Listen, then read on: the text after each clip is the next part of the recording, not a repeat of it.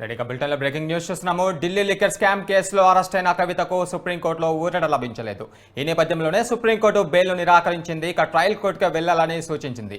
కవిత కేసును పీఎంఎల్ఏ కేసులతో జత చేసిన ధర్మాసనం మహిళ కాబట్టి ట్రయల్ కోర్టు వీలైన త్వరగా నిర్ణయం తీసుకోవాలని సూచించింది.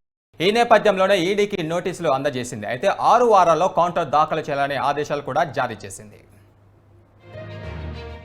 మరిన్ని వివరాలు మా క్రైమ్ బ్యూరో చీఫ్ కృష్ణ అందిస్తారు. కృష్ణ, చెప్పండి, సుప్రీంకోర్టులో కవితకు బెయిల్ నిరాకరించిన నేపథ్యంలో కవిత ముందు కార్యాచరణ ఎలా ఉండబోతుంది?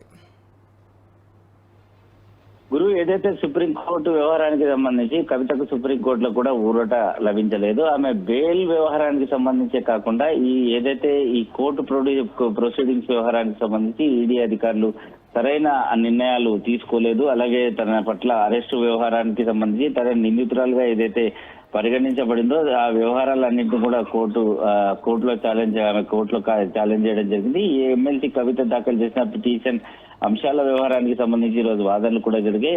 అర్ధరాత్రి పూట అంటే తనని అరెస్ట్ చేయడం, ఈడీ అధికారులు కార్యాలయాన్ని తీసుకోవడం, అంతేకాకుండా ఈ కేసు వ్యవహారానికి సంబంధించి సాక్షిగా పిలిచి ఇప్పుడు నిందితురాలుగా తనను పరిగణించి అరెస్ట్ చేయడం అనేది సరైన అంశం కాదు. తనని కేసు నుంచి అంటే తనను తొలగించాలి, తన పేరును తొలగించాలని ఆమె ఏదైతే సుప్రీంకోర్టులో పిటిషన్ దాఖలు చేయడం జరిగిందో ఆ పిటిషన్ అంశాలపైన హైకోర్టు సుప్రీంకోర్టు వ్యవహారం సంబంధించి ఈడీ అధికారులకు నోటీసులు జారీ చేసింది. ఈ నోటీసులో 6 వారాల్లో సమాధానం ఇవ్వాలి. ఏదైతే కవిత పెంచి పేర్కొన్న అంశాల వ్యవహారానికి సంబంధించి అంటే ఈ కేసు వ్యవహారానికి సంబంధించి కవితని ఏదైతే రాత్రిపూట ఈడీ కార్యాలయానికి తరలించడం, ఆ తర్వాత ఈడీ అధికారులు సెర్చ్ పేరుతో తన ఇంట్లోకి వచ్చి కుటుంబ సభ్యులను భయభ్రాంతులకు గురి చేయడం, అంతేకాకుండా తనని అక్రమంగా అరెస్ట్ చేశారంటూ ఆమె ఏవైతే పేర్కొందో దానిపైన పూర్తి స్థాయిలో నివేదిక ఇవ్వాలని ఈడీకి నోటీసులు జారీ చేసింది. అందులో 6 వారాల పాటు సమాధానం ఇవ్వాలి, కోర్టుకు సమర్పించాలని కూడా చెప్పింది. అంతేకాకుండా కవిత అరెస్ట్ వ్యవహారానికి సంబంధించి ఏదైతే కింద రౌస్ అవెన్యూ కోర్టులో